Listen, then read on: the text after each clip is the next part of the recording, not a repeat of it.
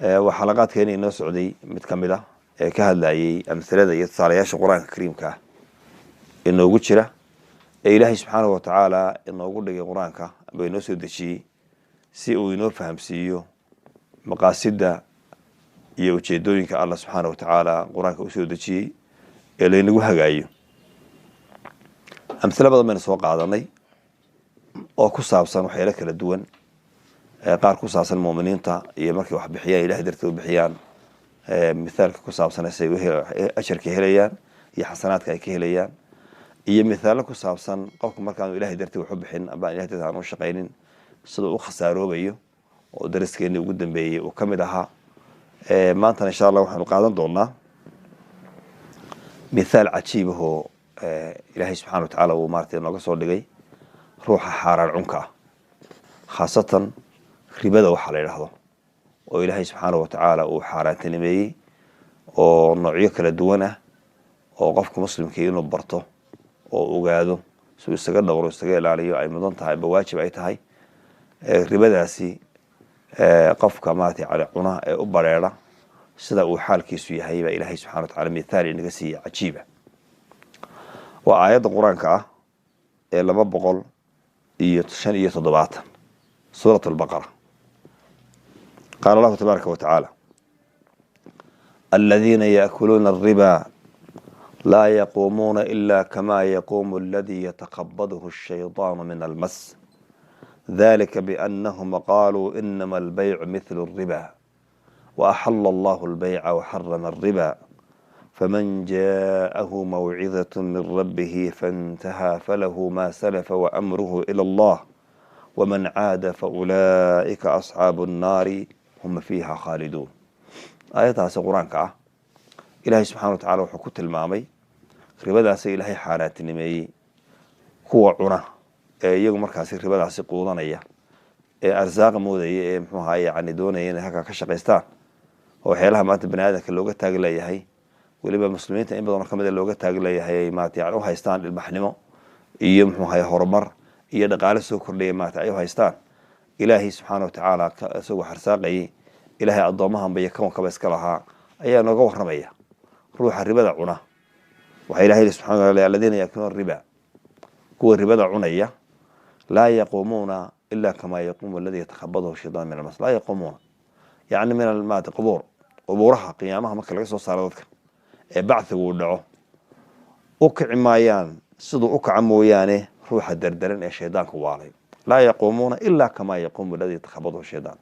بمعنى حبارها ما كان لقى كعيا قيامها waxay qabuuraha ka soo baxayaan iyagoo dardaran iyagoo waalan oo maskaxdooda aan dhamayn oo sida ruuxa sheedaanka uu dardaray oo u dhacdhacay oo kaco kala oo ka fokol muxuu hayaan u kaco ee aan maskaxdiisa joogin ma yaani suuxsan amba sheedaanka uu wato ee jinku uu galay sida qofkaas oo kale ma yaani uu xaalkiisu yahay ayuu qiyaamaha marka soo baxo qofka ribada cunay jiri saas ilaahay soo saaraya subhanahu wa ta'ala maxaa ciqaabka loo mariyay waxa ciqaabka loo mariyay ذلك بأنهم قالوا إنما البيع مثل الربا إلهي سبحانه وتعالى حكم كيس كان دترين أو يسكن دترين أي واحد يجهدين بالله رب الله سبحانه وتعالى إنما البيع مثل الربا بيده إيبكو وحلمد يحي ربا ده يعني إيبك عدي بنين إنسان وشريعة بنين إنسان حرب ده اللو بنين واحد ومثنتي ومثال وتصالة إيه ما حسب بديك عن ماشى قوانين لبض واحد كده وان له الربا مثل البيع ربا بيع أي لمتها لكن الهم بيع ربا لمده يعني ربا أصل كدجان وإن ربا أصل وطهي مع المعمين بيع ولا مكان وصار راعيه وأما عكوس مكان وما يعني معناه ربا حاجة كده لو بدري أما الوقت اللي بي وحا أي هذين بي الله سبحانه وتعالى إنما البيع مثل الربا يعني بيعه يجنعسه وحلم دي الربا ده حكم كلا دونا فعلا وأنا سيدا كود ضودان ضد كمارتي عن ربا ده إيه حارانته إيه حراش عن كلا قونن oo haysta ribadu inay tahay ilbaxnimo iyo adduunka ku macaamilo iyo dhaqaalaha naga burburaya iyo adduunka lama shaqaysan karna iyo yaani amthilada noocaas ku soo qaadanaya in ribadu tahay wax Ilaahay weeyna subhanahu wa ta'ala ka hadlay oo Ilaahay u xarimay oo si cad oo sariixa quraanka iyo xadiiska loogu xarimay oo markaas yaani aan shaqo ku jirin burburkiisa iyo maad haraagiisa iyo dhibaatadiisa iyagoo iska la tiraya inay yiraahdaan muxuu haay yaani iibka iyo deeradii muxuu yaani ribadu waxay ku kala duwan yihiin labaduba waxa weeye maal baa laga doonaya, labada macaash baa laga doonaya. haddii kan la baneeyey kanna maxaa loo diiday? ilaahay subxaanahu watacaala xukunka soo dejiyey ayaa isagoo kala saaray. wa axala allahu albayca wa xarama ariba. ilahay baa subxana watacala yidhi ilahay wixii beec iyo ganacsi gala ilahay subxana watacala wuu xalaaleeyey haddii shuruudihiisa iyo waajibaadkiisa iyo arkaantiisa la mariyo. waxarama riba, ilahay ribadana wuu xarimay subxaana watacaala. marka ilahay saa uu cadeeyey baa loo soconaya. baananka iyo banuugta oo matalan ribada ugu badan ay maartay lagu dhex wado ama maartay yani systemkooda uu yahay iyo base ay ku fadhiyaanba uu yahay inay muxuu ahaa interest bixiyaan. waxa weeye waa inay waxyaalahaasi la iska ilaaliyo oo hadday wax iibinayaan oo lacagta ay hayaan ummadda u hayaan iib bay gelin karaan iyo istithmaar iyo muxuu ahaa ribix ama muraabaxa iyo inay ka faa'iidaystaan ayay gelin karaan oo maartay yani ay qaabkaasi uga shaqaysan karaan. qofkiina ugu shaqeeyaan ama qofkaba ay siiyaanoo qofka ku shaqeeyo markaa macaashka la wadaago. laakiin in lacag meel la dhigto oo riba laga helo ama lacag cid la siiyo oo muxuu ahaye ziyaado la saaro waa ilaahay u xaaraantamiyey subxaana watacala weji kastoo ay tahay. saa darteed ba ilahay subxana watacala wuxuu tilmaamay kuwa u bareedha riba cunka in ay qiyaamaha soo kacayaan intaan laisba gaarin xisaab iyo abaalmarintoona aan la gaadhin. qabuuraha waxay ka soo kacayaan iyaga oo waalan ba ilahay subxana watacala. ibn cabaas radi allahu canhuma markuu aayadda fasiray wuxuu yihi yubcathu aakilu riba yubcathu yowma alqiyaamati majnuunan yaknaq buuri. qofka ribada cuna qiyaamaha waxaa lasoo saaraya isagoo waalanoo yani xiiqsan oo markaa yani maarata yani waalidii ay ka tambadatay baa lasoo saaraya. waana sida xadiiska markaas uu tilmaamayo. nabigu sala allahu alay wasalam waxaa laga soo wariyey xadiiska ibn maaja uu soo saaraya abi hureyra radi allahu canhu laga soo wariyey. rasuulku wuxuu arkay sala allahu alay slam habeenkii la dheelmiyey maarata yani samaawaadka loo kaxeeyey ayaa waxaa la tusay qoom kaana buduunahum qowm buduunahum kalbuyuut fiiha alxayaat.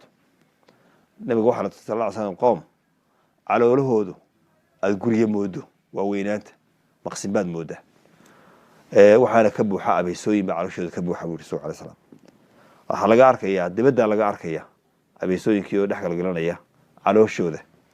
markaasaa wuli ya jibriil man haaulaa ya jibriil, kuwaas maxay ahaayeen jibriilow? marka jibriil buu weydiinaya rasul alay slam kuwa calooshooda aad bakhaarka moodo ee abeysooyinku dhex galgalanayaan calooshooda maxay ahaayeen buu rasuulku weydiiyey jibriil. qaala haaulaai aakilatu riba banu ayub markaa u jawaabay kuwaas waxa weye waa kuwii ribada cuni jiray markay adduunyada joogeen. marka runtii waa musiibo aad iyo aad u weyn. ribada markaa waxaa soo gelaya lacana lahu aakila riba wa muukilahu wa kaatibahi ama kaatibahu aw kama qaala sal allahu alay slam. rasuulku wuxuu lacnaday qofka ribada cuna iyo ka bixiya iyo ka u kala qoray ee fudaydiya. intuba waa malcuuniin weeye. arrintaas arrin fudud walayaal maaha. waa arrin aad iyo aad u culus. waana arrin runtii maarata yani meelo badan adduunka ka jirta oo duwal islaamiya badan ka jirta. daliil maaha markaa dal hebel oo islaama ayaa ku macaamila wax daliil noo noqonaya maaha. wax xaaraantiniyo ilaahay xaaraantinimaya xalaalaynayana ma aha. waa in laga feejignaado. adduuniya aakhiraba waa lagu baaba'aya. adduunka duwalka ribada maarata ku isticmaalaa iflaas iyo cayr bay ku dambeeyaan. aakhirana ciqaabkaas iyo lacanadaas iyo waalidaa lala soo kacayo iyo cadaabkii jahanaba ka dambeeya ayaa iswaadaba yaala. sidaa darteed waxaa loo baahanya walaalayaal in arrintaasi aad iyo aad looga feejignaado oo muxuu ahaa yani dadka ay la fududahay amba ku doodaya magacaanu ka bedeli iyo muxuu ahaa yani maarata waxaan u bixin doonaa howlqabad iyo haddii kale howl fudeydin iyo waxyaalahaasa loo bixin doonaa. magaca loo bixiya qiimo ma laha.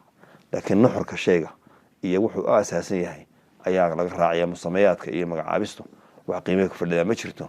laakiin xikmadda looga jeeday ujeedada laga leeyahay ayaa markaasi ayaa laga eegayaa. taasaana xaaraantinimaynaysa. ha laysaga fogaado beeca iyo ganacsiga iyo markaasi yani maalgelinta xalaasha ah ee sharcigu ogol yahay ayaa ka faa'iido badan oo ka fadli badan oo ajar iyo xasanaad laga helayaa oo macaash iyo maarata adduunyo iyo maarata laga helayaa oo lagu badbaadaya qiyaamaha. marka arrintaa in la xoojiyo xagga shareecada ku saabsan ee sharcigu ogol yahay. wixii sharcigu diidayana muslimiin baynu nahay. ilaahay baynu caabudaynaa. ilaahay baynu subxana watacala rumaysanahay. xisaab baynu rumaysanay in naga dambayso. in laga feejignaado qofku muxuu ahaye diintiisa wax badan ka fahmo ayaa muhiima. waxaa kaloon ku khatimi lahaa noocyada ribadu way badan yihiin. riba nasiica jirta oo amaahaha iyo maarata wax la siinayo ayay ku dhex jirtaa. waxaa jirta muxuu riba albeec baa jirta oo waxyaalaha la kala iibsanayo ayay markaasi soo gelaysaa. waxyaala badan maarata riba fadli baa jirta ama maarata yani wax dheeraad yani la kala qaadanayo beeca dhex gelaysa. marka qofka muslimka ah waxaa laga doonaya siduu salaada u barto ee salaada marka uu baranayo inuu waxyaalaha xaaraanta ribada koo ka tahay inuu u barto waliba qaansiga cid kastoo ganacsi gelaysa waa inay baabka beeca iyo ganacsiga islaamka waa inay fikrad ka haysataa oo ay mafhuum saxa ka haysataa haddii kale waxaa laga yaabaa doona sugeyn in iibka dadka wax kala iibsanaysaan ay ribada kusoo dhex qaado ayaa laga yaabaa taas waa waajib qofka markaa inuu barto oo markaa iska ilaaliyo xaaraanta halkaas insha allah maanta ku dayn doonaa ilaahay subxana wa taala hayna dhowro wasalaamu calaykum waraxmat